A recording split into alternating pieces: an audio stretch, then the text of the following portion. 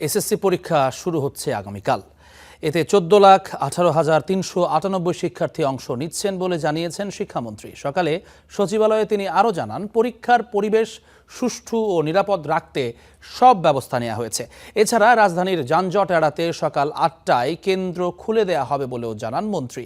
অন্যদিকে শিক্ষার্থীদের মধ্যে যেন ভীতি তৈরি না হয় সে বিষয়ে নজর রাখতে অভিভাবকদের প্রতি আহ্বান জানান প্রধানমন্ত্রীর শিক্ষা উপদেষ্টা মাহদি আমিন। এ সময় নকল প্রতিরোধে সরকারের জিরো টলারেন্সের কথাও জানান তিনি। এবার 30,666টি শিক্ষা প্রতিষ্ঠানের 3,885টি কেন্দ্রে পরীক্ষা অনুষ্ঠিত হবে।